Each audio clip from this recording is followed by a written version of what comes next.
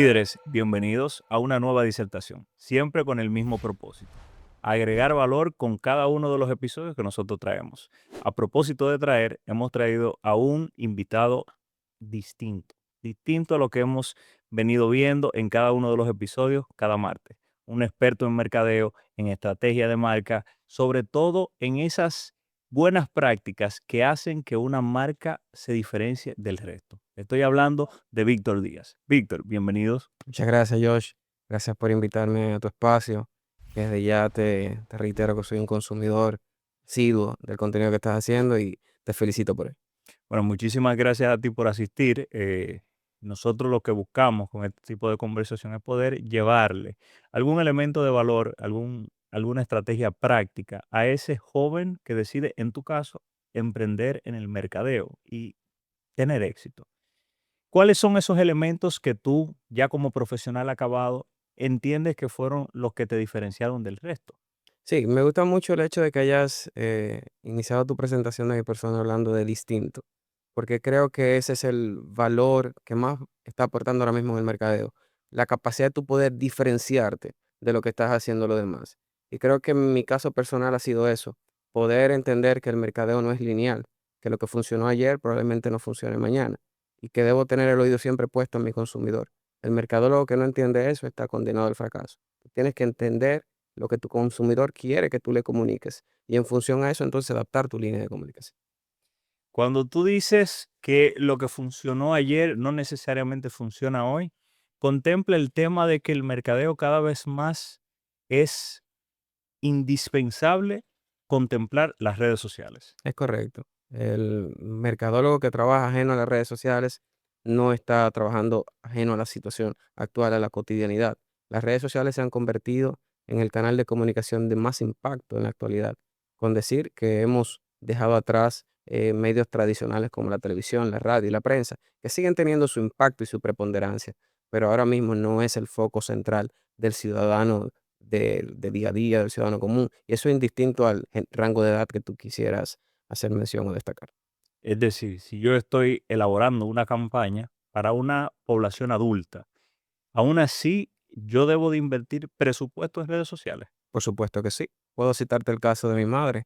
Mi madre es una dama ya de unos 60 años y mi madre es una asidua consumidora de Facebook. De hecho, mami, yo le he enseñado que en el caso de Facebook debe de actualizar las informaciones conmigo o corroborarlas, porque Facebook tiende a tener mucha información, mucho fake news, pero ella se informa a través de Facebook, porque es más fácil para ella tener un compilado de informaciones nacionales e internacionales que esperar a las 8 de la noche a poder ver el noticiero. Ok. Entonces, claro que sí, las redes sociales ya han superado la barrera de la edad. Cuando tú señalas una red social, es porque dependiendo la edad, hay un target en redes sociales. Es correcto. Hay un target tanto para la edad como para el grupo socioeconómico, también para el grupo de interés que tú formes. Entonces, cada red social, aparte que tiene un target de edad demográfico diferente, también tiene una estrategia de contenido totalmente diferente.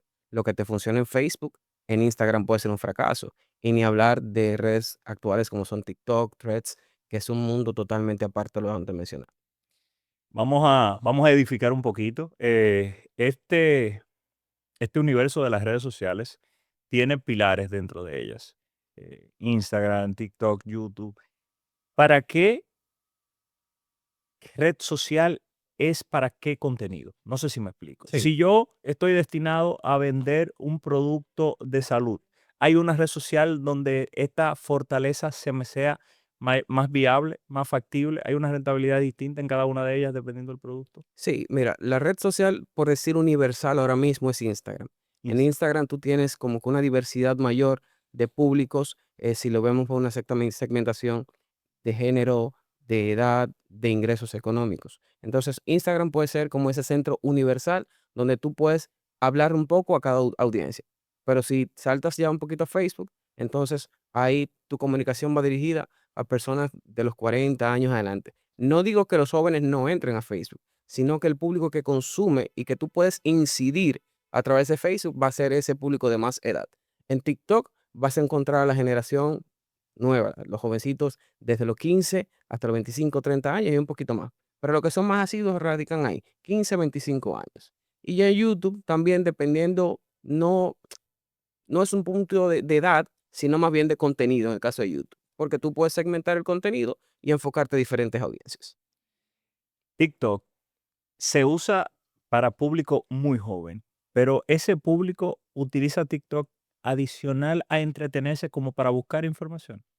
Sí, actualmente los medios han entendido que deben de tener presencia en TikTok. Primero porque es la forma de conectar con esa audiencia. Ahora bien, lo que ellos han entendido es que la forma de comunicar tiene que ser diferente. Lo mismo aplica para TikTok que en el caso de las empresas.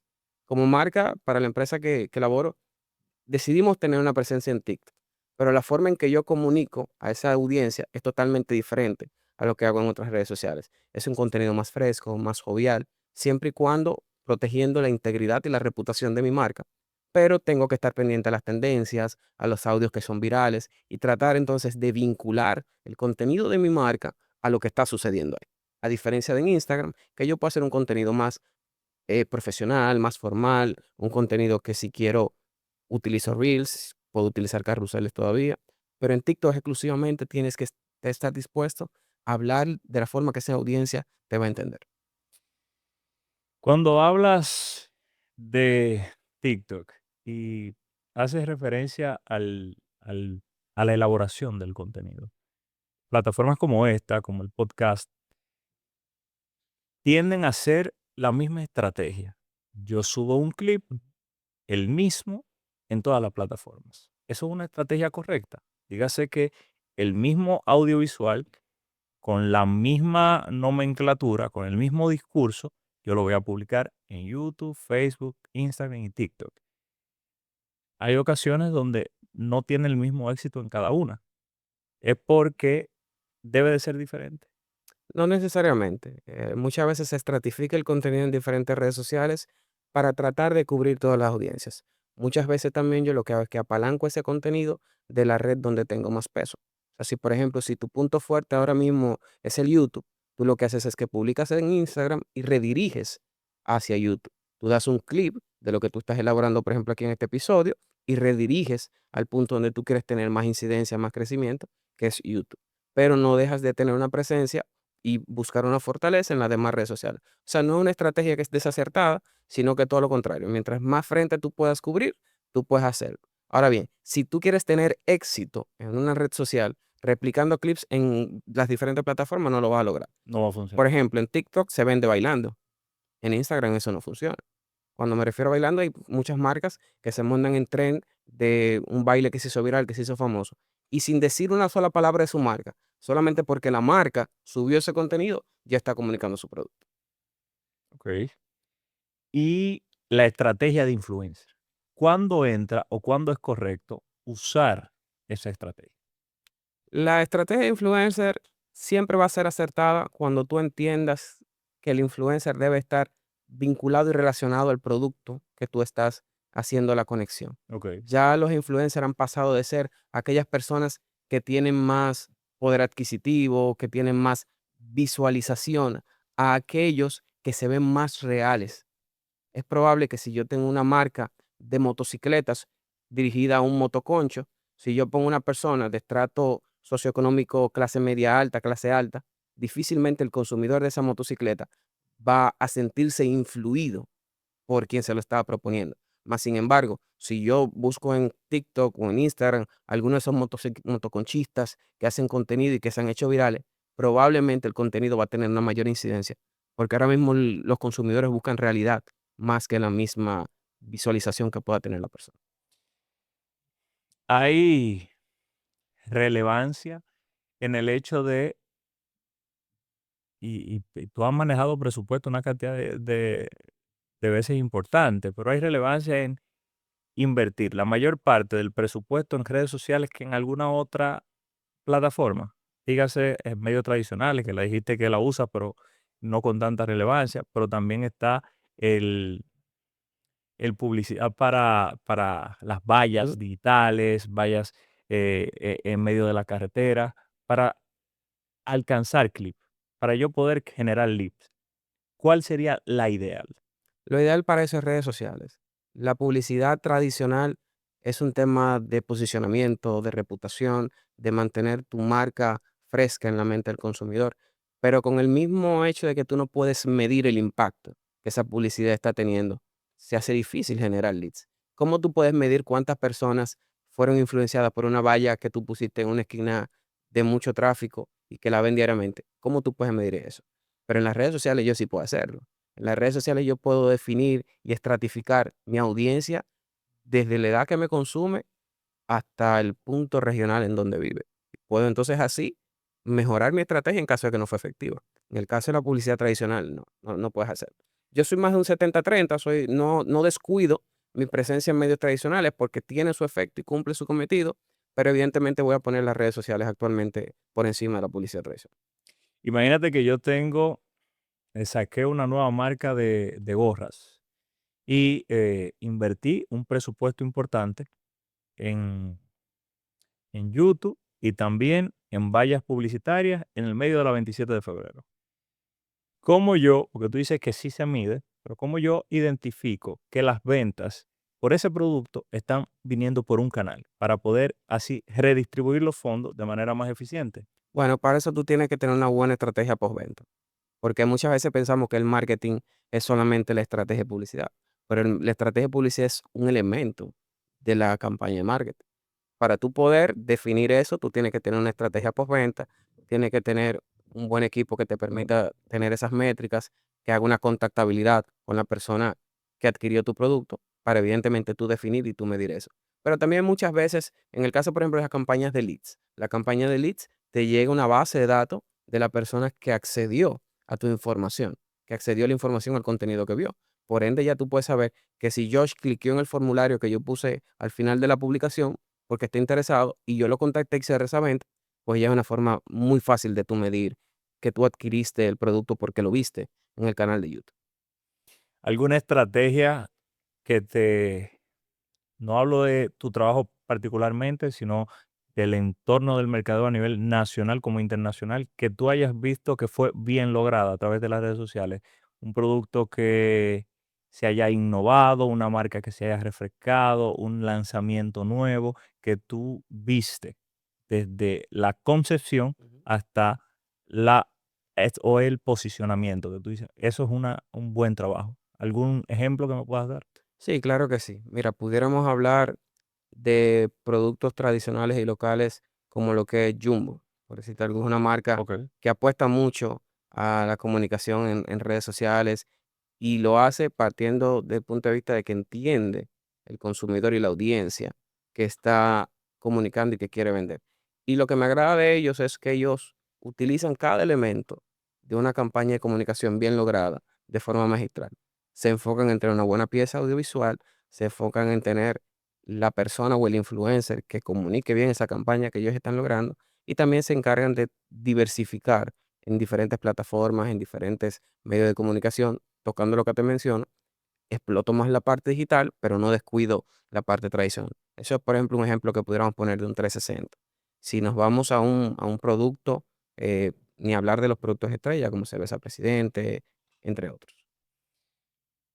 Es más rentable pagar, ejemplo, mi presupuesto es de 100 pesos, pagar 10 pesos a 10 influencers de categoría media baja, dígase por su cantidad o su audiencia o su tamaño de audiencia, o esos 100 pesos a un influencer muy alto. No, yo creo que apuesto más a estratificar quizás en el de menor presupuesto, pero que yo sepa que me pueda dar una mayor rentabilidad. Cuando tú apelas a un influencer, tú no estás comprando su audiencia, tú estás comprando la forma en que él va a comunicar tu producto o tu servicio. Tú puedes ser un influencer con 100,000 seguidores, pero no necesariamente tú vas a influir al punto de que yo pueda ver el resultado de ventas o mercadológico que yo quiero con un marca. Sin embargo, uno que quizás de 20,000, 10,000 seguidores puede así darte ese número, ese resultado que tú quieres. Porque va muy atado a lo que hablamos al inicio, de que los influencers ahora mismo, si no venden la realidad que tú quieres comunicar, difícilmente por más seguidores que tenga, esa persona va a consumir tu producto o tu servicio. Y yo sé que si yo tengo un influencer dedicado a los memes y yo tengo un producto bancario serio como una puesto de bolsa, es probable que yo no consiga leads o que no tenga un impacto. Es más o menos, esa es la idea que me Eso es gustaría correcto, explicar. eso es correcto. Víctor, aparte de encargado de mercadeo en una importante empresa, tú también eres ¿Correcto? asesor de imagen política. Así es, comunicación e Estamos imagen. próximo a una contienda electoral. ¿Cómo se trabaja una imagen desde un punto medio como es el 2026, a 2 años de una elección? ¿Se comienza a trabajar desde ya? ¿Se espera el año electoral? ¿Hay estrategias que, a pesar de no saber la candidatura que voy a seleccionar, la puedo comenzar? Correcto. Qué bueno que haces la pregunta y qué bueno que es en este mismo momento donde nuestros amigos van a estar viendo este capítulo. Porque a finales de 2025 ya yo he empezado a trabajar con aproximadamente unos 8 o 10 clientes. Estamos hablando que las elecciones son en 2028 y que ni siquiera los principales partidos políticos tienen fecha para la elección de su candidato. Pero aquellos que entienden que tienen la capacidad de ganar una candidatura, desde ya están pensando en cuál va a ser la estrategia que yo debo de implementar para poder ganar esa candidatura. Y claro que sí, el candidato político, que hay fenómenos, evidentemente, la historia lo ha demostrado así, que salen con muy poco tiempo y han tenido Y éxito y funcionan. funcionan. Pero lo contrario es tú salir con tiempo, tú preparar una buena estrategia, tú vas a hacer un estudio de opinión que te diga si realmente tú eres un candidato potable y que vale la pena hacer la exposición y la inversión que conlleva una candidatura. Porque una cosa es que tú puedes salir al ruedo político pensando en el 2032, y eso es una buena estrategia, Ok. porque es una estrategia que tú vas a ir dándote a conocer, y a ir haciendo una A base, construir a todo un construir, discurso con mucho tiempo. correcto. Pero si es una estrategia a corto plazo, pues también eso tiene implicaciones diferentes. A ver, imagínate una figura que en las contiendas pasadas no se presentó, pero las encuestas lo marcaban, pero lo marcaban desde diversas formas, desde una alcaldía hasta una senaduría. No está decidido el proceso, estamos todavía en años donde no permite la Junta este encuentro multitudinario con personas como para eso. ¿Cómo se traza la estrategia? ¿Con una conciencia de la marca o con una conciencia de la labor? Dígase municipal, dígase legislativa, ¿cómo sería Mira, cuando no lo tienes claro? aquí se da un fenómeno muy interesante y es que el tema de tú decidir por qué curul tú vas a aplicar, lo dicen muchas veces los números. Es posible que yo, Víctor Díaz, salga con una aspiración clara de que voy a ser alcalde de mi comunidad, pero cuando el partido evalúa y ve mis números, el partido muchas veces suele tronchar ese camino, esa estrategia. Pero claro que sí, yo entiendo que muchas veces la estrategia se mantiene firme a lo que es el propósito que tú tienes y se construye. En el caso de las curules legislativas, muchas veces es tú haciendo un posicionamiento, trabajando con las bases, haciendo acercamientos. Si es un buen político y un político preparado y serio, preparando desde ya las estrategias, porque de eso se trata una curul legislativa. Ya en el tema municipal, sí se da mucho más el contacto con la base, conociendo los problemas de tu municipalidad, de tu municipalía, entendiendo qué tú puedes sumar como valor agregado a esa propuesta que tú vas a presentar. Por ahí es que va un poquito la cosa. Imagínate que un joven que está elaborando su proyecto político, en ese proceso de exposición, de presentarse en, en medios digitales, en medios tradicionales, manifestando quizás desde la oposición algún discurso contra algo que está haciendo el oficialismo, comete un hierro, pone o se asocia su imagen con una persona que está próximo a vincularse a un escándalo de corrupción. ¿Cómo se manejaría una crisis anticipadas a las elecciones como para que no afecte la votación? Lo primero es entender que responder rápido no es una buena estrategia. Tienes, Responder rápido no es una no buena es una buena estrategia. estrategia. Si, por ejemplo, salió el titular que te vincula a ti con esa persona X que estamos hablando que está ligada a la Yo escándalo de mañana corrupción, tener una rueda de prensa donde yo no es correcto. grave error. Creo que es el mayor error que se puede cometer. Tú tienes, asumo que debes de tener un equipo que trabaja contigo, que te Pero asesora. decía don Pepín Corripio que cuando el fuego es pequeño, hasta con la suela del zapato uno lo apaga. hablando de la reacción temprana.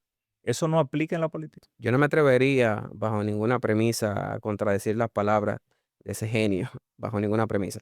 Pero el silencio bien manejado muchas veces comunica mejor que una respuesta inoportuna. Tenemos dos escenarios y vamos a hablar con nombre. Tenemos un PLD que ante los escándalos de corrupción, donde estaba en el oficialismo, usaba la estrategia de no responder y esperar que un escándalo tumbara el anterior. Tenemos el escenario de un PRM que está hablándole al pueblo de carácter semanal. Una situación pasa el viernes y ya el lunes yo estoy hablando. ¿Cuál de las dos estrategias tú en la práctica entiendes que está funcionando mejor? El PLD duró 20 años siendo gobierno y no fue de manera fortuita. Pero este no se ha acabado. Bueno, pero no ha terminado y en 6 años quizás tiene más escándalo que lo que el PLD pudo tener en 20 años. Esa exposición semanal desgasta. Esa exposición semanal no te permite prepararte, no te permite anticipar. Y hemos visto la figura presidencial muchas veces expuesta de forma que no es favorable ni agradable a lo que él quisiera comunicar. Y sé que luego de que él ve esos clips, se confronta sobre eso. Porque también muchas veces que ellos no pueden controlar lo que allí se van a preguntar. Han tratado de tomar control de la narrativa. De hecho, si tú analizas el comportamiento de la semanal, tú ves que esos periodistas que podían tener incidencia disyuntiva en sus preguntas, ya no asisten a la semanal. Y son personas que tú, no vamos a decir que no lo conoces, pero que tienen poca connotación. Mira, voy a seguir en ese tema porque me causa mucha curiosidad, porque yo veo el caso de López Obrador, el expresidente de México, Sí. que le hablaba diario a la población. O sea, él tenía esto que no se lo inventó Abinader, Ujú. sino que lo copió de López Luego, Obrador, ujú. de hablar diario sobre los temas de las eventualidades. Y sale de la presidencia con una popularidad muy alta, gracias a el estar en ese proceso o ese ejercicio de transparencia. Y Claudia Sheinbaum, que es de su propio partido, pues logra arrastrar esa simpatía. Esa estrategia no te da la oportunidad de manejar la narrativa. Lo que pasa es que la estrategia tiene que ir muy bien vinculada con la figura. Tú me acabas de poner dos ejemplos que son ejemplos de cercanía, ejemplos de gente de calle. AMLO fue un fenómeno político por eso. López Obrador creo que terminó su mandato sin tener una escolta oficial. Viajaba en aviones comerciales. Era un hombre del pueblo, era un hombre cercano. Y entonces de esa manera sí te permite tomar el control de la narrativa. Porque yo no me imagino a López Obrador hablándole a la gente de otra forma que no fuera esa. Claudia Sheinbaum igual, es una fierra discípula de la escuela de López Obrador. Pero el presidente Abinader, que es de quien hablamos actualmente en el caso de la semana, es una figura que te soporta otro tipo de estrategia de comunicación y que entiendo que muchas veces su figura se ha visto un poco desgastada o maltratada por tanta exposición en la forma, quizás en la constancia que lo hace. No digo que la estrategia de tener un acercamiento con la prensa periódico sea malo, pero creo que la periodicidad con lo que lo hacen es muy rápida. No, creo que para este tipo de sociedad y cultura no, desde mi punto de vista, no es favorable. Sin embargo, mira cómo tú me dices que a él no le funciona, pero yo voy a contrastar a quien sí le funciona. Leonel Fernández, que es la figura clara de la oposición, tiene una semanal, que es La Voz del Pueblo, Sí. que dicta estratégicamente, es loable, a mí me parece admirable, dicta el discurso de la semanal. Cuando Leonel sale, habla Ujú. y a la próxima semanal responde Abinader. Sí, ¿Ves cómo a él sí le funciona de carácter semanal? Ahora, el caso puntualmente de Senasa fue un señalamiento que hace Leonel en una de sus ruedas de prensa en La Voz del Pueblo. A la próxima semanal, Abinader sale, menciona y desmiente. Establece que es un tema de la dispersión de los ingresos y que están trabajando con esto sobre la cápita diferenciada. Abinader se equivocó, claro. pero intencionalmente fue una estrategia de Leonel. dictarle el discurso, la agenda de lo que se iba a hablar al presidente actual. ¿Por qué para él sí funciona y por qué para el otro no? Mi rol como oposición se trata de eso, de desestabilizar de una forma elegante, de una forma promocional, tu estrategia de comunicación. Y al final de cuentas, tú lo dijiste claramente. El rol de la voz del pueblo es marcar esos temas en la agenda nacional que puedan hacer incurrir al gobierno en temas de fallos o sacar a relucir cosas que no están marchando bien. Y la Fuerza del Pueblo creo que esa estrategia la ha manejado de muy buena manera. Ok. Ante casos de corrupción, me dices como primera estrategia, no a la inmediatez. El discurso, ¿cómo debería construirse? ¿Sobre la base de la aceptación o sobre la base de la negación? Dígase, hay un caso, lo entendemos, lo trabajamos.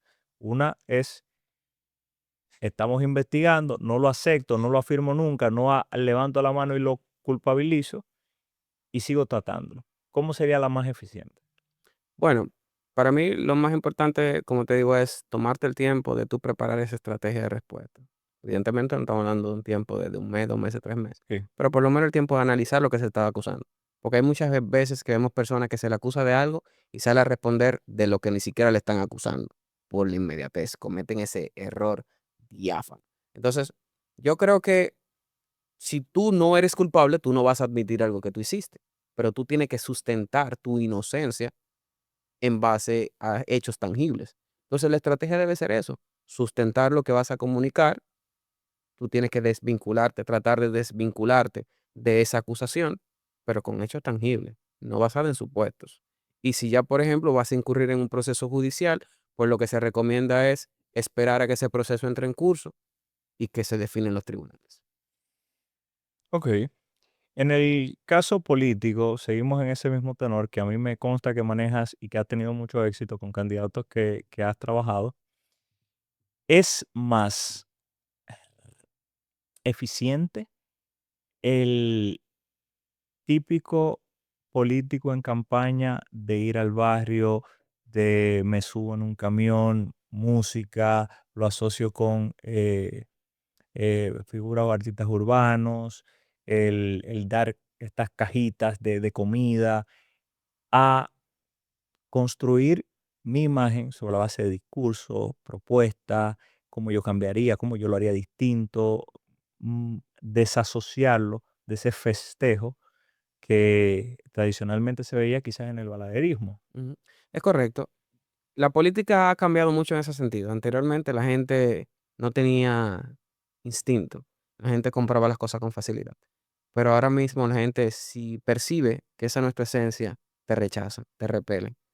Yo he trabajado con candidatos que no han bailado el primer dembow. No han asociado su marca a eso. Han asociado su marca a ideas, a propuestas. Y te estoy hablando candidatos de la circunscripción 3 del Distrito Nacional, que está conformado por los sectores más marginados del distrito. Y no han tenido que bailar el primer dembow, porque la gente ya percibe eso. Y conectan. Conectan. Claro que sí, porque la gente conecta con lo real. Si tú no eres eso, la gente no te va a comprar eso. Ahora, hay gente que sabe que lo tuyo sí es el dembow, que tú saliste de ahí, de las entrañas del sector, pues evidentemente la gente sí va a comprar eso, la gente sí entiende que eso es lo que tú comunicas. Con el tema del clientelismo, esa cultura que impregnó el balaguerismo, como bien tú citabas, eso lastimosamente es algo que está en la intrínseca del pueblo dominicano. La política aquí se mueve mucho por el estómago, más no con ese. Se vio en las pasadas contiendas electorales, había una encuesta, creo que era R del IGE, que establecía en el sector más marginal de la sociedad que los votantes o los encuestados, perdón, es la palabra correcta, asociaban a que Leonel Fernández era el candidato del PLD, que no conocían que se había ido, que había dirigido su propio partido. Esto fue propio porque el PLD cargaba la imagen de Leonel o viceversa, o Leonel era el PLD como imagen. Es un tema de que Lionel como figura es una marca. Creo que fue lo que le pasó factura a la fuerza del pueblo. El hecho de que todavía no ha logrado consolidar un posicionamiento como partido. sino que todo el posicionamiento de Leonel Fernández gira alrededor de la persona. Cuando tú mides los escenarios electorales, incluso los actuales, Leonel Fernández anda por encima del 40%, 35, 40%. Más sin embargo, la Fuerza del Pueblo como partido anda en un 13, en un 15%. A diferencia del PLD, que como partido, como marca mucho mejor que la Fuerza del Pueblo. Pero bajo el supuesto de muchas veces que la gente asume que Leonel en un hipotético escenario volverá a ser candidato por el Partido de la Liberación Dominicana. Ok, buenísimo, buenísimo. Esta conversación en términos personales ha sido muy enriquecedora porque tengo una perspectiva distinta del mercadeo comercial, pero también del mercadeo político, de esa forma en la que se posiciona una marca política. No quiero terminar esta conversación sin pedirte a ti, así como dice Gary Vee, termino cada uno de mis episodios pidiéndole al invitado, si tuvieras que decir algo consciente de que 11 millones de personas te van a ver viendo a la cámara, ¿qué tú le dirías? Bueno, yo quisiera hablar desde la perspectiva de una persona que ha construido lo que tiene, trabajando por sus sueños, por sus metas, sin sacrificar nunca sus ideales. Creo que cuando tú eres fiel a tus principios, a tus valores, te estableces metas, trabajas con dedicación y compasión, el éxito no llega por casualidad. El éxito llega porque es un resultado garantizado. Así que nada, eso, joven que me ves, joven que está consumiendo este podcast, trabaja duro por tus sueños, enfócate en ti, sácale el mayor provecho de tu talento, rechaza lo negativo. Si tú crees en que tienes y que puedes, dale para adelante y tira para adelante. Bueno, muchísimas gracias, Víctor. Muchísimas gracias a la audiencia. Si usted llegó hasta este punto de la conversación, por favor, no voy a perder la oportunidad de pedirte que te suscribas, porque esto fortalece el canal, fortalece la audiencia, pero también que le des like. Asimismo, te posiciona o nos posiciona en un segmento importante como para que tenga alcance. Y por último, compárteselo a alguien que le pueda servir, a un joven político que desea comenzar su carrera, a un joven que está estudiando mercadeo y quiere saber la realidad del negocio. Así concluyo. Gracias por por llegar hasta acá. Nos vemos el próximo martes. Seguimos siendo el 1% de la sociedad.